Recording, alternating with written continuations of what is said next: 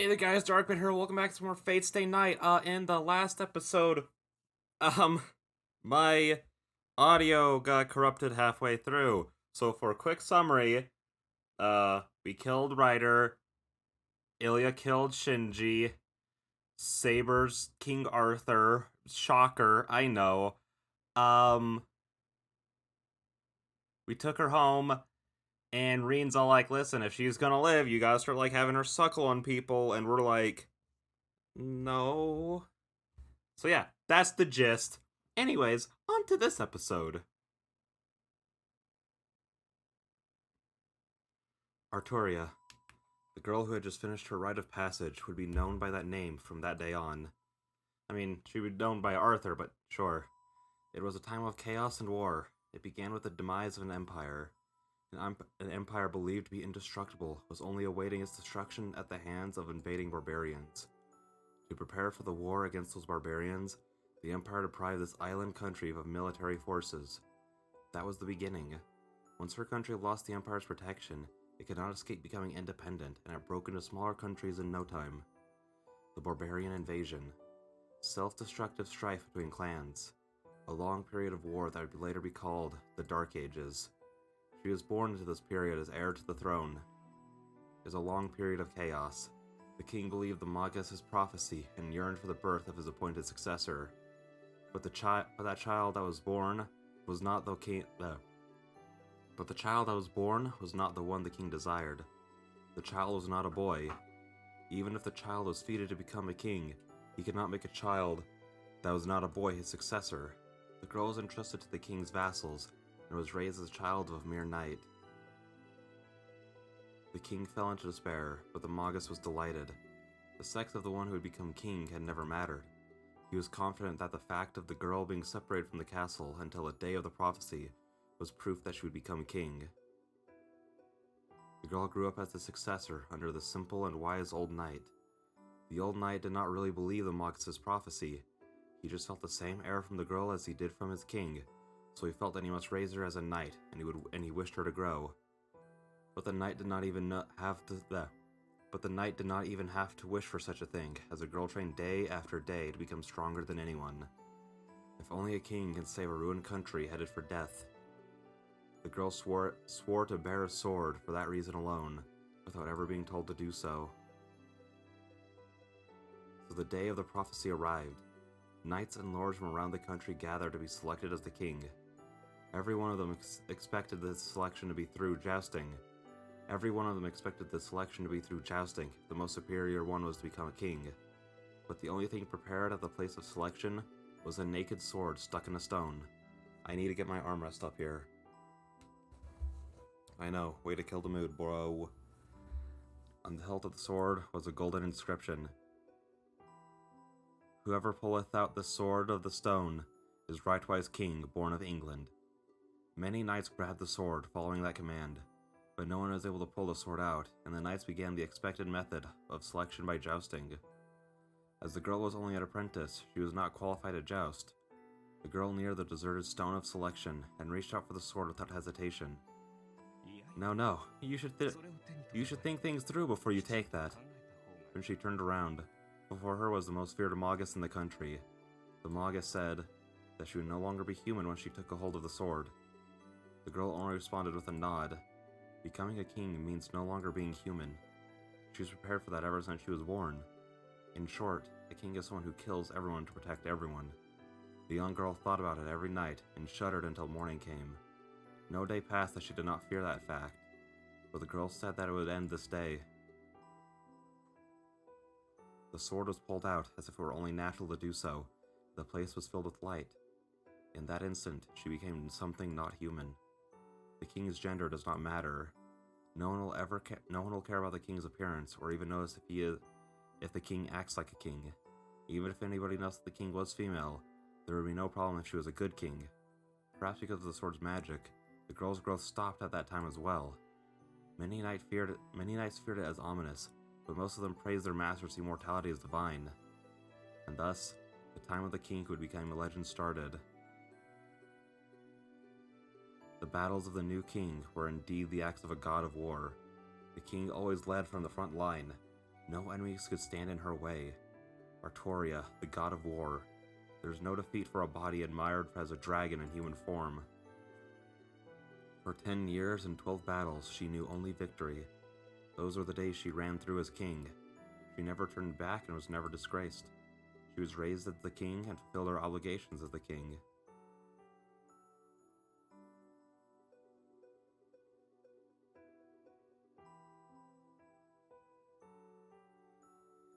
Is that why I saw such a figure? Her soul must still be on the battlefield. Before daybreak, resting her body in the wind under the indigo blue sky, she just gazes into the distance. The sky is high and the clouds are flowing fast. Under the clear air, she's looking at the great army she must face with her sword in hand. That figure is burned and will not go away. She and her sword are one. The sword from the stone that chose the king. I think the brilliance of the sword that selected her fate is also brilliance. Also her brilliance. But I wonder in the dream. That sword is different from the one she had. It is similar, but different. The one she used last night is different from this sword.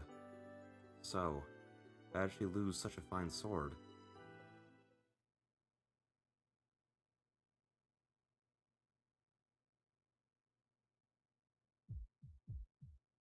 When I wake up, I'm in my room. It's light outside. I guess I fell asleep after coming back to my room, unable to make a decision. That dream. It was a strange dream. Events I shouldn't know about, things I don't know about, Saber. Is it possible for me to dream about them? Well, that sword was certainly different from the one Saber had. I vaguely think. Saber's true identity that was hidden. To be honest, I still can't accept who she is.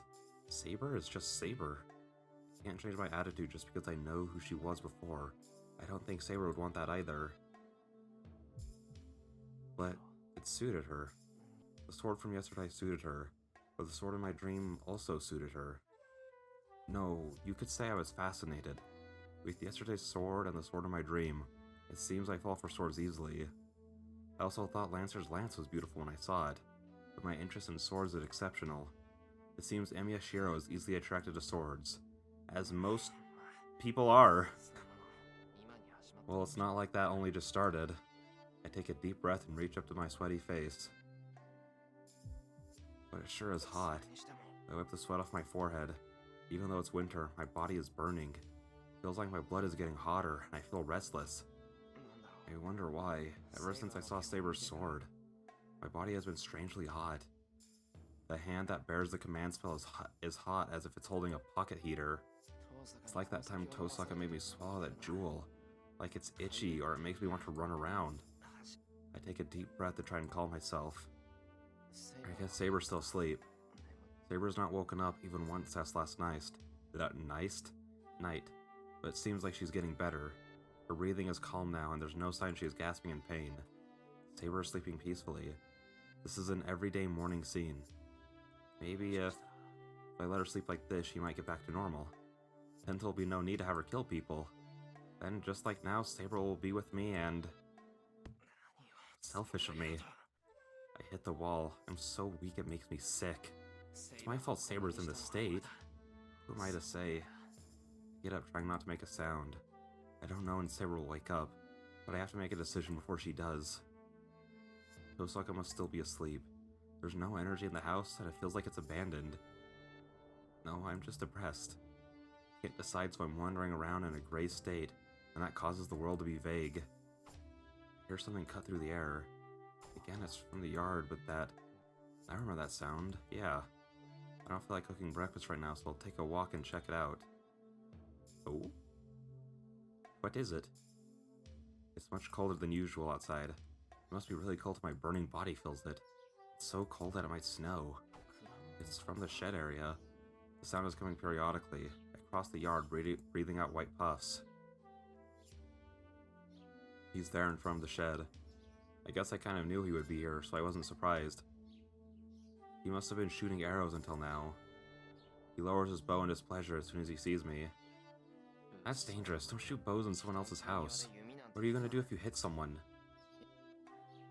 I would not have to do anything, as I'm not using any arrows. One cannot be hit by something that is not fired. Listen, I don't want to be that guy, but I'm pretty sure everybody knows that you shouldn't loose an arrow, like loose a bow that doesn't have an arrow in it. That's just bad. I don't remember why it's bad, but I learned that in an archery class.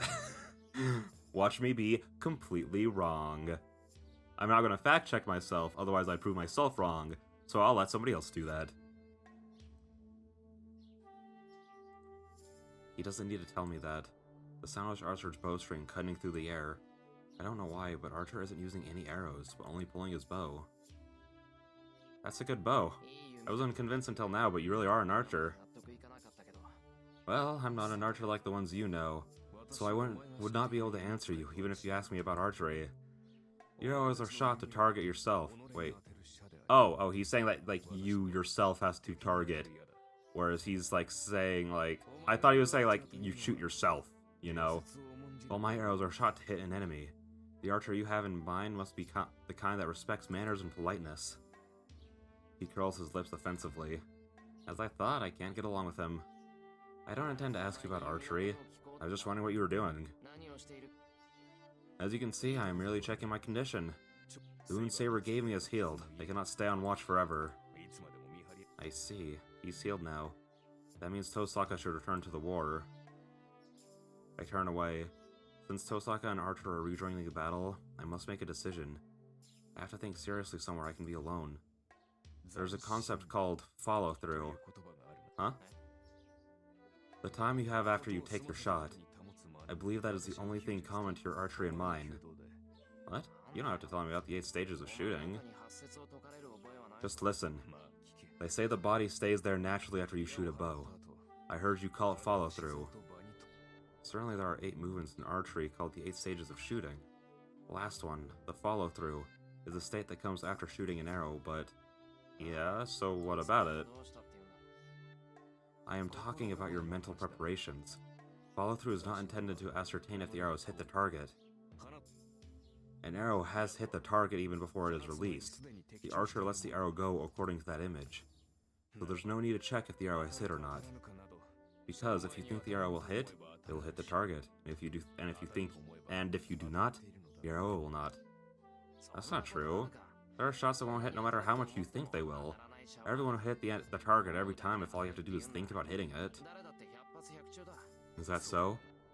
Well, you hit your target every time. What? This statement makes my heart jump. That's certainly... Well, I do not care about that. There's only one thing I want to tell you. Follow-through is not intended to ascertain if you've hit the target or not. What happens to the released arrow is obvious. So follow-through is a preparation to accept that result, is it not? I know. So you're saying I should be able to see through this thing until the end, right? Exactly. I heard about Saber's situation. You should have known from the beginning that she would end up like this. She'll disappear in time if she fights without a magical energy supply. That fact was already determined, so... all that's left is to accept the result. Is he saying that no matter what happens to Saber, because of my decision... Is he saying that no matter what happens to Saber because of my decision, all I can do is see through what happens? I turn my back to Archer. I will leave this guy once and for all. Oh, and one more thing. I'll tell you since you don't seem to know. I hear a voice behind me. Saber should have known she would disappear if she used her noble phantasm. Probably did not intend to use her noble phantasm until the very end. The usual offensive tone isn't present in his voice. There's only one reason she used her noble phantasm in spite of that. She chose to protect you over her own existence. Never forget that. His voice holds only honest certainty. And I realize... Oh, is it his bow? I guess we'll just go through until wherever we're walking. Are we gonna, like, see Ilya? Anyways, I know that this is a little bit shorter than I usually do, but that's just because, I tried recording. So what's basically what happened with the last episode was, my computer ran out of space, which I didn't realize it was even remotely close to doing. So I didn't have any time over the weekend, which was when I was planning to record like a bunch of episodes. So I kind of have to make these next couple a little bit shorter so then I actually have episodes to put up. So sorry about that, but hopefully after Like, hopefully with these upcoming weeks, I'll hopefully be able to get, like, things back on track, and then we'll be all good. So with that being said, I will see you guys in the next one. Bye-bye.